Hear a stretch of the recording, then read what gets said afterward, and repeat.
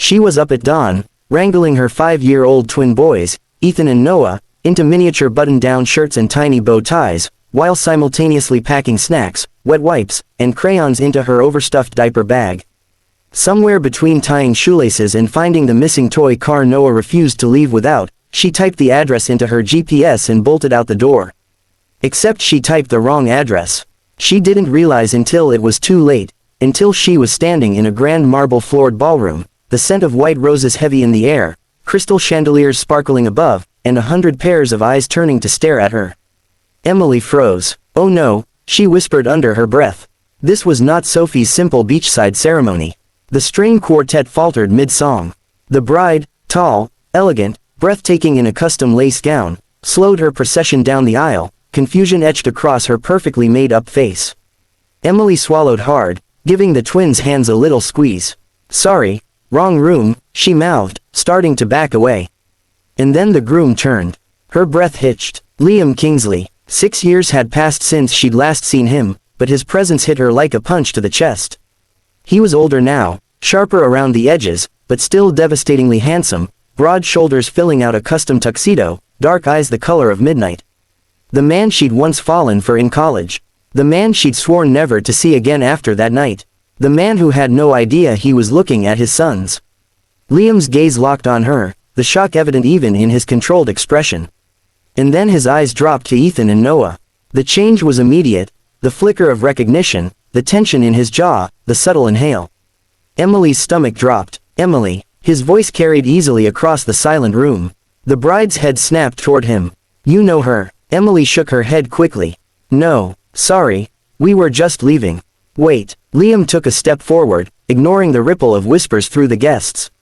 She didn't want to be this close to him, not here, not with the twins. His cologne, cedar and something warm and expensive, wrapped around her, bringing back memories she'd fought to bury. Who are they? His voice was low, but the weight in it made her skin prickle. They're my sons, she said evenly. His gaze sharpened. Our sons. The words hit her like a blow, even though she'd known he'd suspect it the moment he saw them. They're mine, she said firmly. He studied her like he could peel back every layer until he reached the truth. Behind them, the bride's voice sharpened. Liam, what is happening? He ignored her. Emily. She tugged the boys toward the exit. We're leaving. Liam moved to block her path, but she slipped past him, heart pounding. Her hands trembled as she led Ethan and Noah through the ornate lobby and out into the parking lot. She was unlocking the car when a sleek black Rolls-Royce glided to a stop beside her. The tinted window lowered, and there he was again. Get in, Liam said. Emily shook her head. Not a chance. Emily, they're not your responsibility. His voice dropped to something dangerous and quiet. If they're mine, they're not just yours. But when she opened the door, Liam Kingsley stood there in a charcoal suit, his presence filling the narrow hallway. Behind him was a man built like a wall, probably his bodyguard. Good morning, Liam said, his voice smooth but edged. We need to talk. Emily stepped into the doorway, blocking his view inside. How did you find me? I have resources. His gaze slid toward the living room, where the boys' laughter drifted in. I told you yesterday. You told me nothing, he cut in. Emily, they look exactly like me when I was their age. Don't insult us both by pretending otherwise. Her fingers tightened on the doorframe. They're not your responsibility. His jaw tightened. If they're mine, they are my responsibility. She bristled. You're engaged. You don't get to barge in here and... I'm not marrying Vanessa. Emily blinked. What? I ended it last night. Her pulse stumbled. Because of me. Because I won't marry someone while wondering if I have children I've never met. She had no answer. For years, she'd told herself she was protecting Ethan and Noah, from Liam's wealth, the media, the chaos of his life. But standing here now, those reasons felt thin. I can't do this, she whispered. Yes, you can, he said. Tell me their names. Her chest ached. Ethan and Noah. Something shifted in his face. Not much, but enough to make her look away.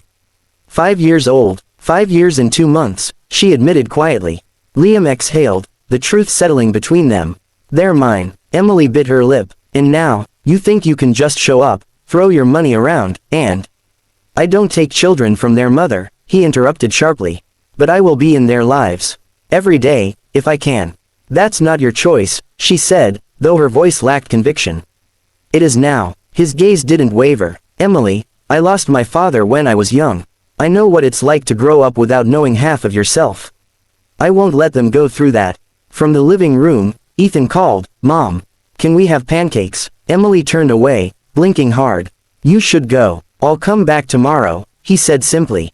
We'll do this the easy way, or the hard way. When he left, the apartment felt smaller, the air heavier.